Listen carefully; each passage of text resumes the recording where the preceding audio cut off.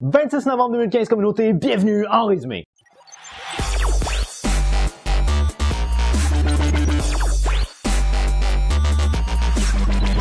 Bonjour à vous communauté, mon nom est Yves Lantier, bienvenue en résumé, l'endroit où je vous partage ma vision de l'actualité, toujours avec une pointe d'humour et d'humanisme. Communauté d'entrée de jeu, j'aimerais ça vous remercier immensément pour l'ensemble de votre support, que ce soit par les partages via Twitter, que ce soit par les partages via Facebook, ou que ce soit avec vos commentaires sur YouTube, ou même vos commentaires dans ma vie personnelle. Je vous remercie beaucoup de faire partie de la communauté et de donner vie à mon projet que moi je m'amuse beaucoup à faire et j'espère aussi qu'il sait vous divertir ne serait-ce qu'un peu. J'aimerais ça remercier vraiment spécifiquement un gars qui s'appelle Steve Petitquay, qui lui est administrateur du site rumeurdetransaction.com. J'ai posé multitude de questions concernant l'intérêt d'un site web et d'une communauté web et Steve Petitquay a répondu à l'ensemble de mes questions avec beaucoup d'informations. Alors, si jamais vous êtes des amateurs de hockey, ben ce site-là, c'est un site qui regroupe l'ensemble des rumeurs de transactions à la fois dans les médias anglophones et francophones et ce, tout à la même place. Donc, si jamais vous êtes comme moi, un très grand amateur, comme par exemple, j'ai une équipe de fantasy et je participe aussi à un pool, ben à ce moment-là, c'est intéressant pour moi de retrouver tout ça réuni à la même place et ils travaillent très fort soir après soir. Merci beaucoup à toi, Steve, d'avoir répondu à ma multitude de questions et d'avoir donné généreusement de ton temps. J'apprécie beaucoup le geste que tu as fait pour moi. Maintenant, communauté, comme vous l'avez peut-être déjà vu dans mes vidéos à sujet unique, j'avais parlé d'un jeune homme qui est un jeune homme australien qui disait s'appeler Fuck That Bitch. Alors, prononcé à l'anglaise, son nom en vietnamien sonne Fuck That Bitch, mais la prononciation était bien entendu différente en vietnamien. Maintenant, il s'est avéré que cette photo-là avait été mise en ligne, en fait, la photo du passeport avait été mise en ligne en début d'année, en janvier, et que c'est juste récemment, c'est-à-dire en novembre 2015, qu'elle avait fait le buzz sur Internet. Et là, ce qu'on a appris finalement, c'est que le nom était en soi un canular. Alors, en tant que tel, le nom Fuck That Bitch existe effectivement en vietnamien, il se prononce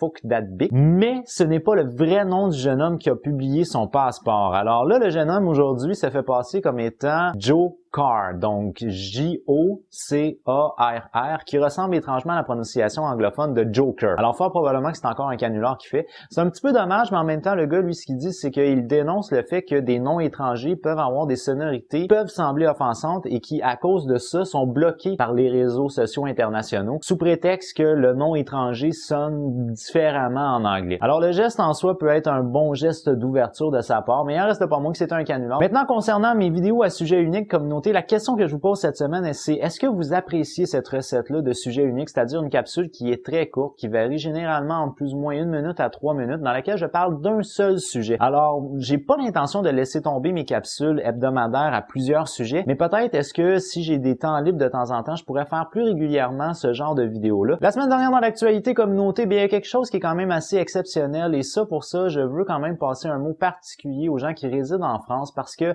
votre président François Hollande a réussi quelque chose qui est quand même assez rare au niveau du Conseil de sécurité de l'ONU. C'est-à-dire que des suites aux attentats de Paris, il a déposé un projet dans lequel il propose de faire une intervention militaire importante contre l'État islamique et ce projet-là a été accepté à l'unanimité. Alors normalement, le Conseil de sécurité de l'ONU, c'est des droits de veto avec des droits de veto, donc les projets sont généralement bloqués. Puis on peut prendre l'exemple entre autres de la Russie qui avait proposé quelque chose qui est assez similaire et ce projet-là avait été refusé au Conseil de sécurité de l'ONU. Et franchement, félicitations à François Hollande et à l'ensemble des diplomates français pour avoir réussi ce coup de maître au Conseil de sécurité de l'ONU. Maintenant, communauté, j'aimerais ça vous parler de quelque chose qui s'est passé aux États-Unis et ça rentre vraiment dans la lignée de toutes les vidéos qu'on a vues par rapport aux policiers et au racisme aux États-Unis. Alors cette fois-ci, c'est une vidéo qui a été mise en ligne, donc qui a été rendue en fait publique de par une décision de la Cour cette semaine. C'est une vidéo dans laquelle on voit un jeune homme noir qui a été atteint de 16 balles. Il a été tué par un policier qui a tiré 16 projectiles sur l'homme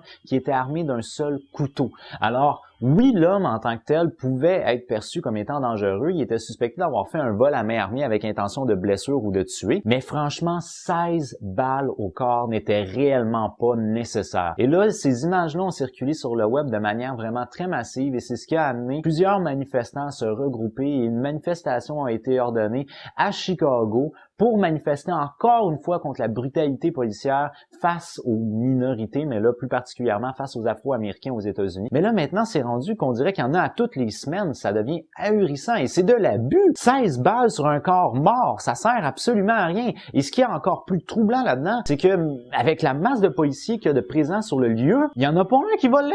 Il laisse à terre, on le laisse crever dans son sang. Encore une fois, je suis vraiment dépassé par l'attitude des forces policières aux États-Unis. Ça me décourage de voir ça, c'est dégueulasse. Maintenant, communauté, en guise de dernier sujet, je vais rester dans la thématique des émeutes, mais une émeute qui est peut-être un petit peu plus sympathique, ou du moins ça reste quand même une émeute, mais que, disons, les raisons sont un peu plus particulières. Alors, la semaine dernière, communauté, au Zimbabwe, Milan Masvinou a été détrôné de son titre qu'il chérissait vraiment tendrement, et des suites d'avoir été détrôné, une émeute a été organisée en appui à Milan. Pourquoi? Parce qu'il a été détrôné du titre de l'homme le plus laid au monde. Alors lui, il se considère encore plus laid que le nouveau champion Misson Serré parce qu'il dit que sa laideur est naturelle, alors que pour Misson Serré, sa laideur est artificielle puisqu'elle est occasionnée par la dentition vraiment horrible que l'homme a. Mais il dit, s'il n'ouvre pas la bouche, il n'est pas aussi laid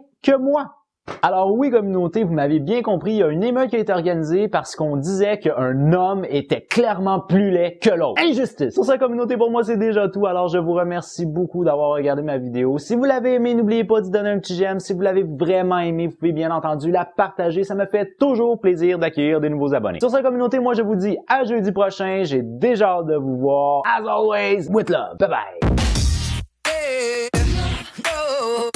No.